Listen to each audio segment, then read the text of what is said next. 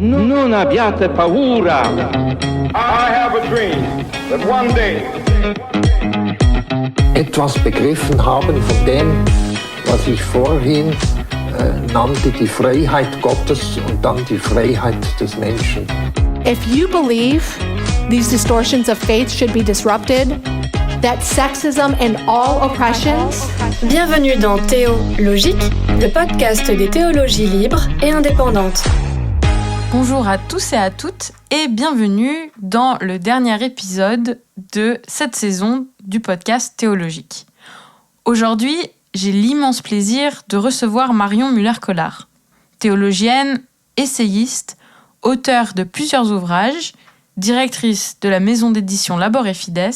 Vos livres ont pu faire découvrir la spiritualité, et notamment la spiritualité chrétienne, à un large public. Marion, merci beaucoup d'avoir accepté notre invitation pour ce nouvel épisode du podcast Théologique. Merci à vous. Donc la première question que j'aimerais vous poser, c'est pourriez-vous nous en dire plus sur votre parcours de vie et ce qui vous a amené à écrire ces livres sur la spiritualité? Merci pour l'invitation. Donc, j'ai un parcours peut-être un petit peu atypique parce que je ne suis pas tombée directement dans la théologie au berceau, encore que ça a en fait sauté une génération chez moi. Mon grand-père était pasteur et mes parents avaient pris beaucoup de distance, c'est le moins qu'on puisse dire, avec la religion. Je pense que du coup, ce motif-là du protestantisme, de la foi, était quelque chose, en tout cas, qui était présent à la fois comme vertu et comme tension.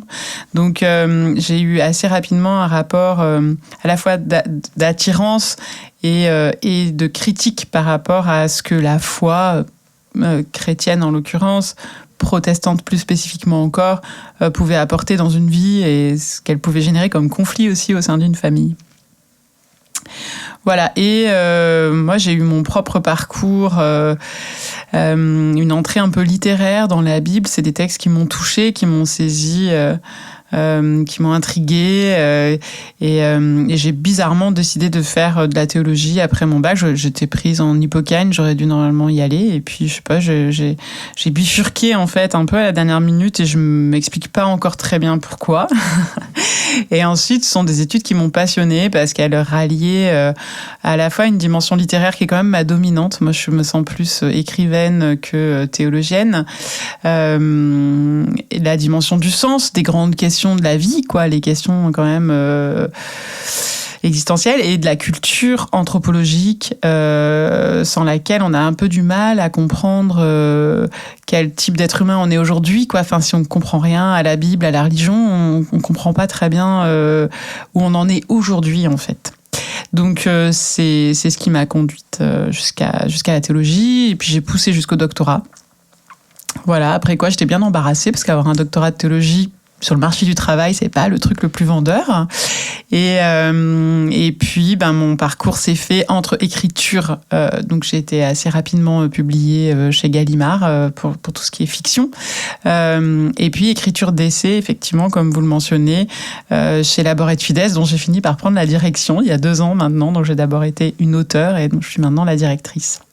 Donc, voilà à peu près les grandes lignes de mon parcours. Et est-ce que vous pouvez dire que quelque part, votre écriture est nourrie par votre foi? Quelle est l'interrelation que vous mettez entre l'acte d'écrire et puis ces expériences de foi qui ont pu traverser votre vie? C'est une question très difficile pour moi. Là, j'ai pu profiter à Metz d'un colloque sur ces questions-là, en fait, d'interaction entre le protestantisme plus particulièrement et la littérature. Et ça m'a beaucoup interrogée sur ma propre pratique. Et j'étais d'ailleurs invitée à parler de ça. Et je me posais les questions en même temps qu'on me les posait. Parce que je me suis jamais dit, tiens, je suis une écrivaine croyante, qu'est-ce que ça change? Protestante encore moins peut-être. Donc je suis un peu en ébullition sur ces questions-là. Elles commencent à émerger pour moi. Je dirais qu'en tout cas, ce qui est certain, c'est que la Bible est pour moi il y a un auteur suisse que je suis en train de découvrir un peu mieux, Charles Ferdinand Ramu, qui parle de la vérité esthétique des évangiles. Et il y a quelque chose de ça, c'est-à-dire que moi, je suis rentrée par cette vérité esthétique plus que par du dogme, parce que tout cet aspect dogmatique était plutôt un peu traumatisant dans mon histoire à moi.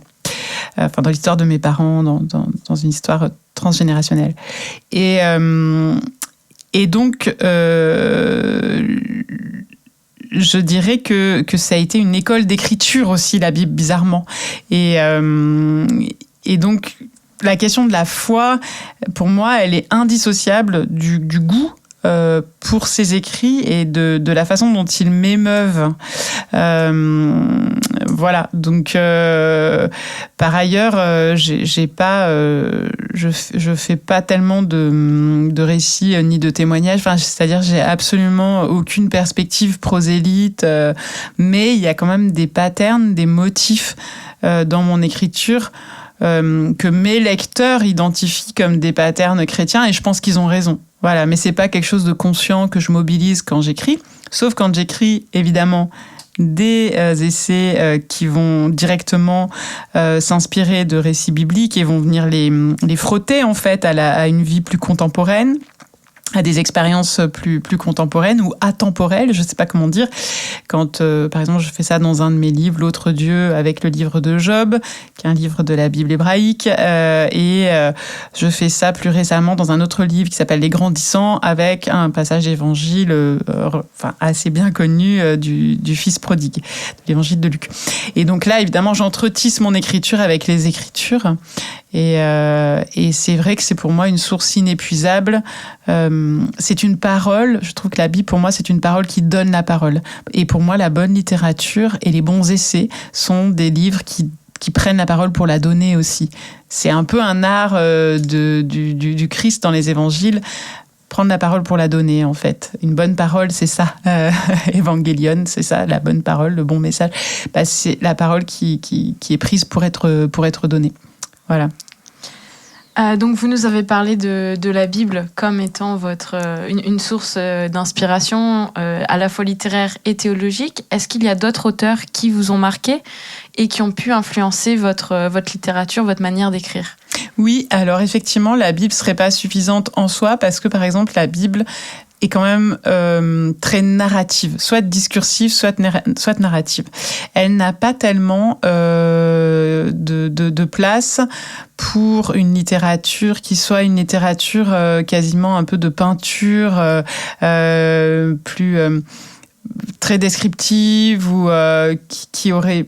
Il y a toujours quelque chose à dire, il y a quelque chose qui veut être dit, et il y a des auteurs, pour moi, qui sont des auteurs importants, qui sont pas des... voilà, où rien n'est vraiment dit, où on fait vivre juste quelque chose. Et je pense à...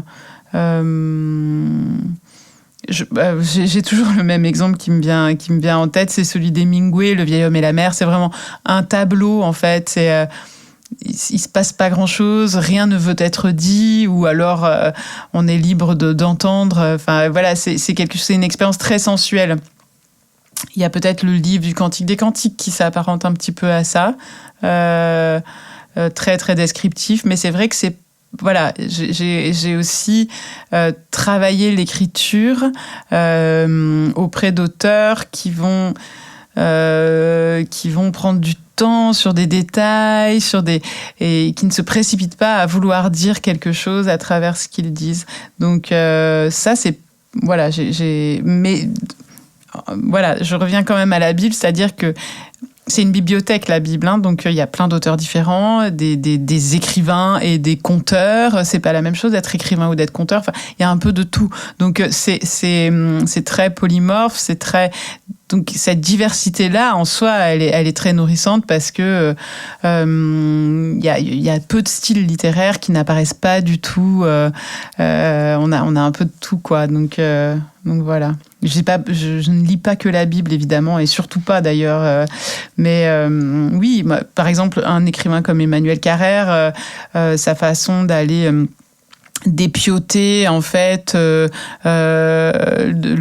fond et l'arrière-fond de l'âme humaine, de ses contradictions, de ses perversions, de façon un petit peu journalistique comme ça, ce qui est pas trop mon style, mais disons l'intention, c'est une intention dont je peux me sentir proche et qui a été formatrice pour moi en étant lectrice d'Emmanuel Carrère. Donc voilà, c'est très hétéroclite, évidemment grande fan de Dostoïevski, comme manifestement beaucoup de protestants. Mais j'aime aussi je peux aussi aimer Peggy, Claudel. Je sais ils sont plutôt, un peu décriés par les protestants comme étant très catholiques, un peu sirupeux, etc. Mais je peux aimer aussi ça, moi, en fait. Parce que ce que j'aime surtout, c'est la diversité. C'est pour ça que j'aime la Bible, parce qu'il y a de la diversité, pour dire en un mot. Et d'un point de vue théologique, est-ce que vous avez des grands théologiens qui ont pu aussi marquer votre parcours en tant qu'auteur ? Ouais. Le théologien vraiment de référence pour moi qui a été très marquant, qui a été une source d'inspiration déterminante et assez inépuisable et réactualisée très très régulièrement, c'est Paul Tillich. Et notamment chez Paul Tillich en particulier le livre qu'il écrit depuis les États-Unis, après son exil aux États-Unis pendant la Seconde Guerre mondiale. Qu'il écrit d'ailleurs en anglais directement, The Courage to Be, qui est traduit chez Labor et Fides, Le Courage d'être, qui est un livre pour moi essentiel, qui distingue en fait, peut-être la foi de la religion, enfin qui offre à la possibilité de la foi d'être une dynamique sans objet et qui est peut-être la foi dont je me sente la plus proche, c'est-à-dire qui est au-delà de la quête de consolation, qui invalide beaucoup le fait même d'être croyant, parce que si être croyant n'est qu'une consolation, et qui fait le lien pour moi avec tout le travail que j'ai pu faire sur le livre de Job dans la Bible hébraïque, qui interroge aussi cette articulation-là, l'intérêt à croire en fait. Et donc voilà, ça c'est un thème récurrent pour moi dans mes recherches théologiques. Donc si la foi ou la croyance du moins n'est pas source de consolation pour vous, elle est source de quoi finalement ? Elle est source de courage justement, pour reprendre le titre de Paul Tillich. Et ce qui est en fait assez contre-intuitif par rapport à ce que beaucoup de nos contemporains projettent sur le fait de croire.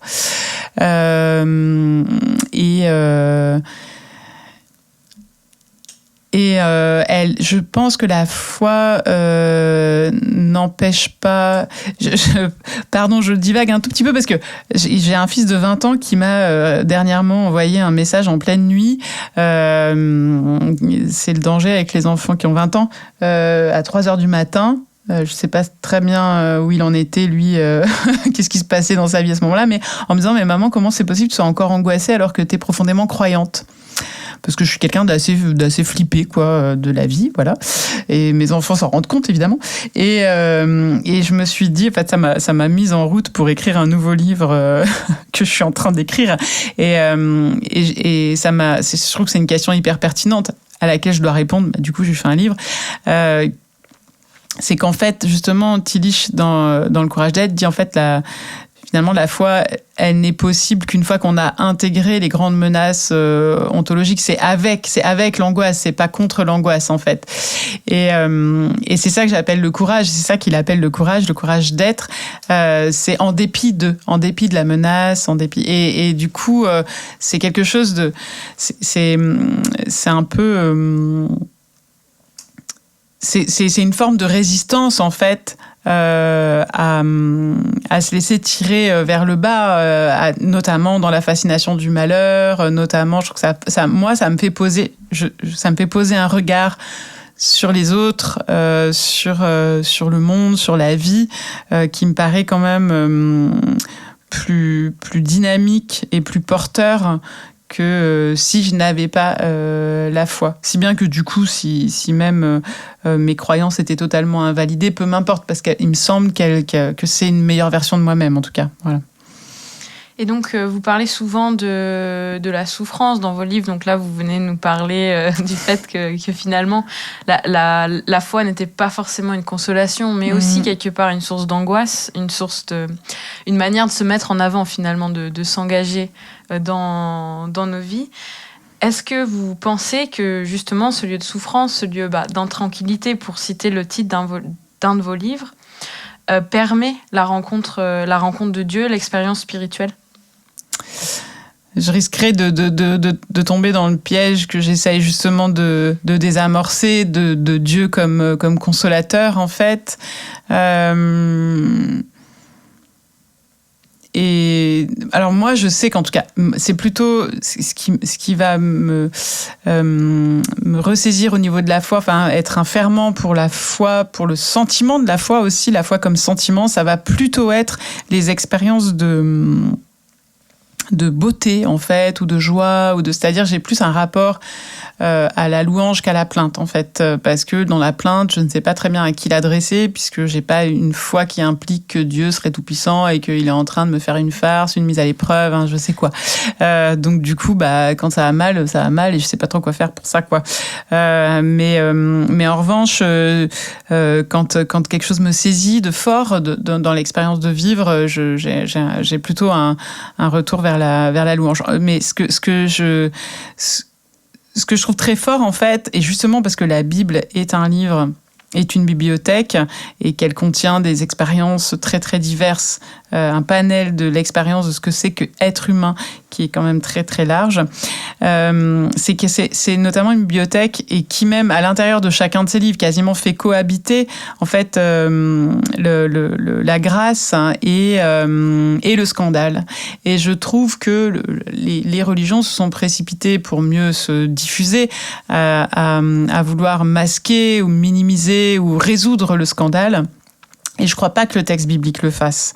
Et ça, pour moi, c'est important. C'est-à-dire je ne supporterai pas un système de croyance qui viendrait me dire que ce que moi je vis comme scandale n'est finalement pas si scandaleux que ça.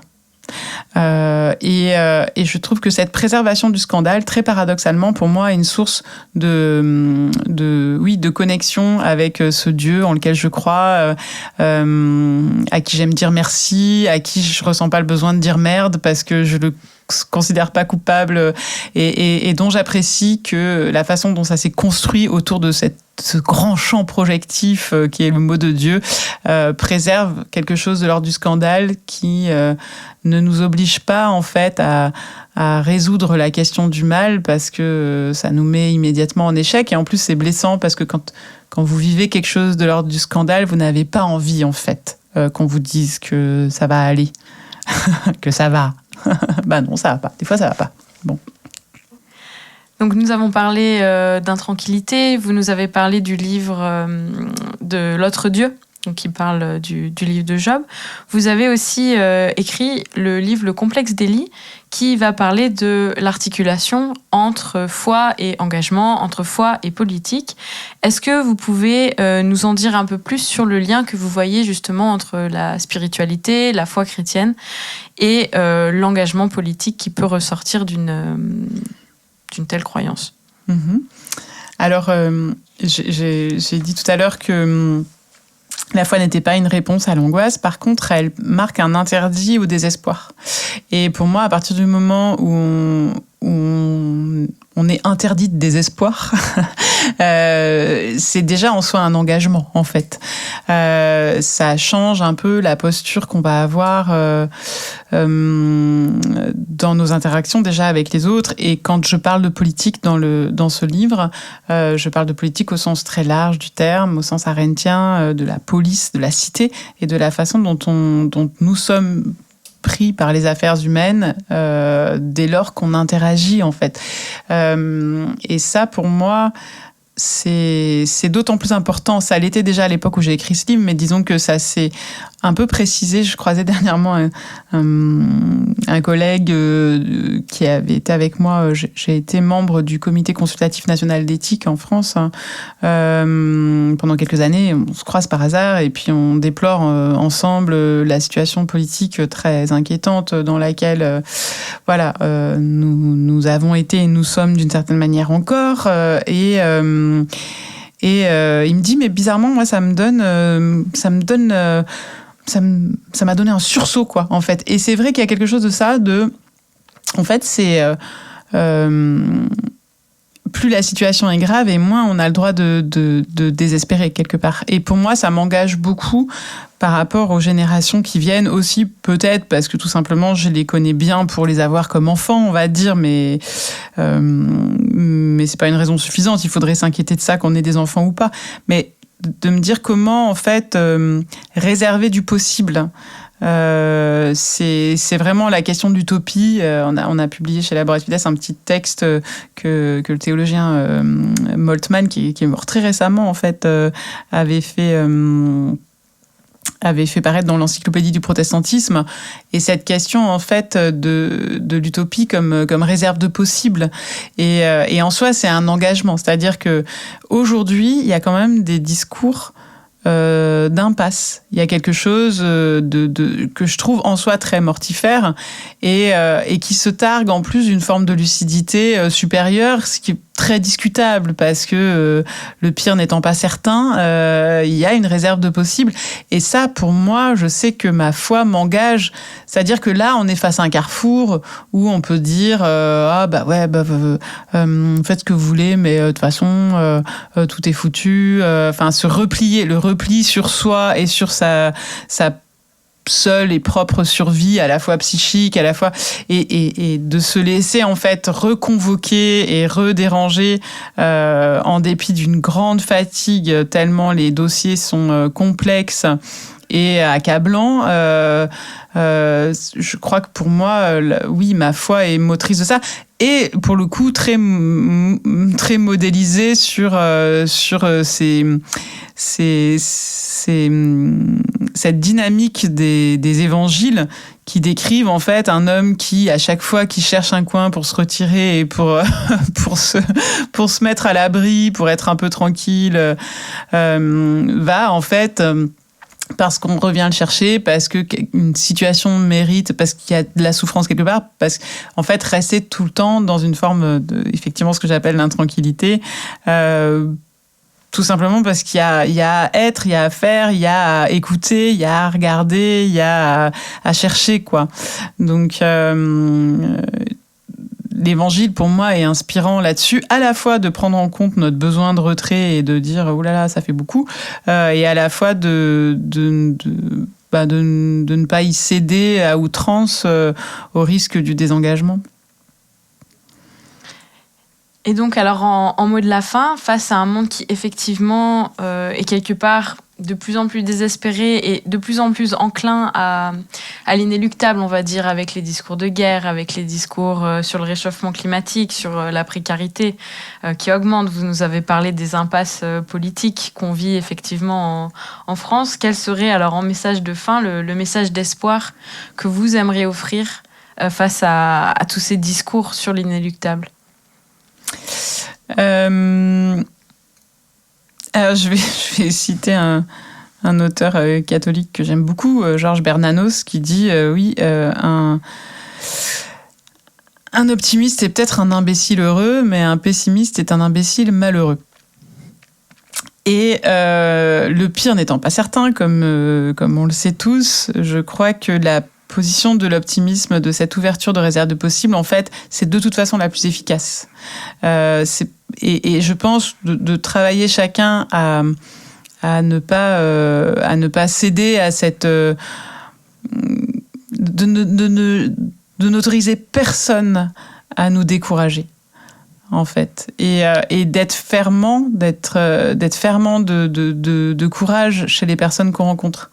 Voilà, ce matin, j'intervenais pour les Master 1 de l'université en lettres sur le métier d'éditeur, et ils me disaient, bah oui, mais nous, tout le monde nous dit qu'on n'aura pas de boulot. Ça sert à quoi de dire... parce que j'ai pas envie de les bercer d'illusions, mais disons, en fait, j'avais quand même envie de leur dire, si, c'est possible. Oui, bien sûr que c'est pareil, quand on envoie un manuscrit parce qu'on va être publié, on sait que tout le monde va dire « Ah bah, tu parles, t'as une chance sur je ne sais combien ». Bah oui, mais il faut bien que... Voilà. Donc, et c'est pareil pour tout. C'est-à-dire qu'on est, en fait... On doit participer à rendre le maximum de possible, en fait. Voilà, j'ai une amie qui traduit le nom de Dieu en disant Dieu, littéralement, c'est le peut-être. Alors oui, avec ce doute, le peut-être, c'est pas sûr. mais c'est tout ce qui peut être aussi. Peut-être. Merci beaucoup Marion pour ce très joli mot de la fin et encore une fois, merci beaucoup d'avoir accepté de participer à ce dernier épisode de la saison 2 du podcast Théologique. Mais rassurez-vous, ce n'est pas la fin car une nouvelle saison est en cours de préparation et je donne rendez-vous à nos éditeurs et à nos auditrices pour cette saison qui arrive très bientôt. Merci d'avoir écouté Théologique, un podcast du département de théologie de l'UFR de Sciences humaines et sociales de Metz, Université de Lorraine. À très bientôt!